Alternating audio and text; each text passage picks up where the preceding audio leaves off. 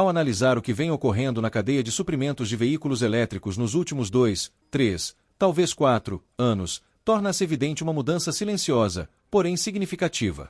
O lítio ainda ocupa o centro da produção de baterias, mas o sistema estruturado ao seu redor apresenta sinais claros de desgaste, especialmente diante do avanço das baterias de íon sódio. As notícias mais recentes indicam que essa transformação está se intensificando em ritmo superior ao esperado. Momentos como este costumam marcar inflexões discretas, quando indústrias inteiras começam a alterar seu curso sem grandes anúncios formais. A pressão torna-se mais visível ao observar o comportamento dos preços do lítio. No final de 2022, o carbonato de lítio grau bateria na China atingiu aproximadamente 600 mil yuans por tonelada, um patamar historicamente elevado. No entanto, esse pico foi breve. No início de 2024, cerca de um ano e meio depois, os preços recuaram para algo próximo de 100 mil yuans por tonelada, representando uma queda superior a 80% em pouco mais de um ano, com reflexos ainda perceptíveis ao longo de 2025. Embora tenha havido pequenos ajustes posteriores, a volatilidade permaneceu como característica dominante do mercado. Oscilações dessa magnitude podem ser administráveis para negociadores de commodities que operam em ciclos trimestrais ou mensais. Entretanto, para montadoras que planejam plataformas de veículos com horizonte de 5 ou 10 anos, como no desenvolvimento de modelos futuros da Toyota, por exemplo, essa instabilidade deixa de ser mero inconveniente e passa a representar um risco estratégico relevante. Há também o fator geográfico. Aproximadamente 3/4 da extração global de lítio concentram-se em 3 países: Austrália, Chile e China. O refino é ainda mais concentrado, com mais de 60% do processamento mundial ocorrendo na China. Historicamente, estruturas tão concentradas tendem a ser eficientes, porém vulneráveis, funcionam bem até que algum elo seja interrompido. Em contraste, o sódio apresenta uma lógica diferente. Trata-se de um dos elementos mais abundantes do planeta, podendo ser obtido a partir do sal, do carbonato de sódio e de diversos depósitos minerais distribuídos em múltiplos continentes. Não há um único ponto de estrangulamento nem um corredor geopolítico dominante.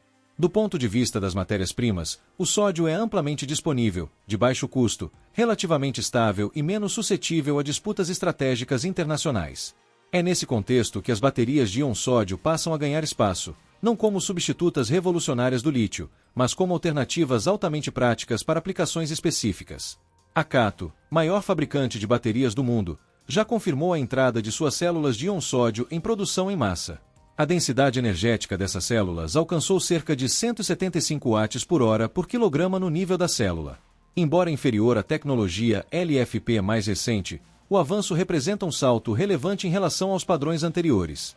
Para efeito de comparação, as células Blade da BYD operam na faixa de 160 a 165 watts por hora por quilograma.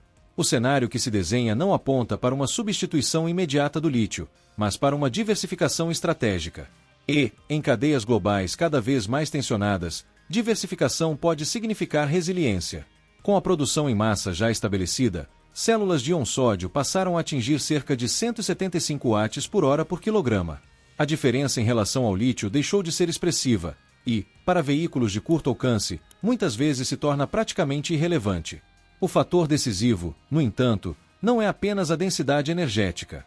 O custo e o desempenho em baixas temperaturas assumem papel central. Em países como Noruega e Canadá, onde temperaturas de menos 20 graus Celsius são comuns no inverno, a perda de autonomia das baterias pode variar entre 15% e 30%. Para parte dos consumidores, essa limitação impacta diretamente a decisão de compra. Em um veículo elétrico de entrada, a bateria pode representar até 40% do custo total. Uma redução de 25% nesse componente altera significativamente a estrutura de preço do carro. Considerando um modelo compacto com bateria de 30 kWh, ao custo médio de $100 por kWh, o conjunto sai por aproximadamente $3.000. Com a redução projetada, esse valor cairia para cerca de $2.250. Em escala de centenas de milhares de unidades, não se trata de economia marginal, mas de uma mudança estrutural relevante na competitividade do produto. É exatamente essa lógica que orienta a estratégia da BYD. A empresa já domina o segmento de elétricos de baixo custo na China com modelos como o BYD Ceagu, equipado com bateria LFP de 30,08 kWh, comercializado no mercado chinês por cerca de $9.700. Em faixas de preço tão sensíveis, reduções modestas de custo produzem impactos expressivos. Se a empresa conseguir incorporar baterias de sódio em veículos de entrada sem alterar de forma significativa a experiência de uso, a vantagem competitiva tende a ser substancial. Como a BYD fabrica suas próprias baterias, os ganhos permanecem internalizados, fortalecendo sua estrutura de custos e dificultando a reação dos concorrentes. Há ainda um aspecto crucial relacionado à segurança. Baterias de sódio operam com densidade energética inferior às químicas NMC, níquel manganês cobalto, e com menor estresse térmico, o que reduz significativamente o risco de fuga térmica. Em diversos testes de resistência, o desempenho é comparável ou até superior ao das baterias LFP. Para aplicações urbanas, como frotas, táxis e veículos de entrega, essa estabilidade é um diferencial estratégico. A durabilidade também evoluiu rapidamente. As primeiras gerações de íon-sódio enfrentavam dificuldades para alcançar 1000 ciclos completos. Em poucos anos, os novos modelos passaram a operar na casa dos milhares de ciclos, aproximando-se dos padrões das baterias LFP. Para um veículo urbano que percorre entre 10.000 e 15.000 km por ano, essa vida útil supera com folga o uso real ao longo dos anos. A principal limitação permanece na densidade energética. Ainda assim, o contexto define a relevância dessa restrição. Uma bateria de sódio de 30 kWh pode oferecer cerca de 200 km de autonomia real, mais do que suficiente para o uso urbano típico. Globalmente, a distância média diária percorrida por automóvel é inferior a 40 km. O desafio está na expectativa do consumidor. Muitos compradores, ao investir valores entre $20 mil e $30 mil em um veículo, esperam versatilidade total, desde deslocamentos urbanos até longas viagens rodoviárias. A questão central, portanto, não é apenas técnica, mas comportamental, equilibrar o uso real com a percepção de necessidade. Em mercados como os Estados Unidos ou em trajetos extensos dentro da Austrália, como entre Brisbane e Melbourne, a expectativa do consumidor dificilmente se satisfaz com 200 km de autonomia. De forma geral, consolidou-se a percepção de que algo em torno de 400 km representa o piso aceitável para um veículo elétrico versátil. Pequenas variações abaixo disso podem ser toleradas, especialmente se acompanhadas de redução relevante de preço, mas o patamar psicológico permanece. Com cerca de 400 km de alcance, a maior parte dos motoristas precisaria recarregar apenas uma vez por semana, considerando trajetos médios diários, realidade comum para profissionais como professores, médicos e enfermeiros. É nesse contexto que o íon-sódio encontra seu espaço estratégico, não como solução universal, mas como tecnologia alinhada ao uso real.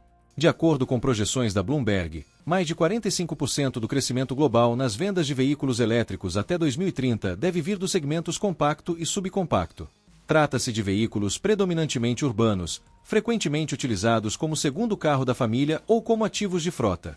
Ainda que precisem oferecer capacidade para viagens ocasionais, sua vocação principal é o deslocamento diário. Do ponto de vista industrial, a oportunidade é significativa. A demanda global por baterias para veículos elétricos girou em torno de 950 GWh em 2024, com projeções superiores a 3.000 GWh até 2030. Caso empresas como a Cato capturem 20% desse mercado, o volume representará produção em escala massiva, não um experimento de nicho. Há uma lógica estratégica clara por trás desse movimento. A China já lidera a fabricação de baterias de lítio. O avanço do sódio amplia essa posição ao reduzir a dependência de matérias-primas importadas e mitigar riscos de gargalos globais. Considerando que fábricas de baterias exigem investimentos de dezenas de bilhões de dólares e operam por décadas, previsibilidade e estabilidade tornam-se ativos críticos. Nem a Cato nem a BYD sinalizam abandono do lítio. Pelo contrário, o lítio permanece essencial para veículos de longo alcance e segmentos premium, onde químicas como LFP avançada e NMC continuam oferecendo maior densidade energética. O íon-sódio está sendo posicionado como alternativa robusta, segura e economicamente eficiente para a eletrificação em massa, inclusive de caminhões, frotas comerciais e veículos urbanos. Os números indicam que essa não é uma aposta impulsiva, mas uma resposta calculada às pressões econômicas e geopolíticas. A questão central deixa de ser se o sódio supera o lítio em termos absolutos e passa a ser se ele é suficientemente bom para sustentar a próxima fase de expansão dos veículos elétricos. As evidências industriais sugerem que sim. O futuro mais provável aponta para a coexistência tecnológica, lítio em aplicações de alta performance e longa autonomia, sódio como pilar da eletrificação acessível e escalável. O ritmo de adoção pelo restante da indústria será o verdadeiro termômetro dessa transição. E você, o que pensa sobre isso? Deixe sua opinião nos comentários. Para continuar atualizado, veja o vídeo a seguir, tenho certeza que será perfeito para você.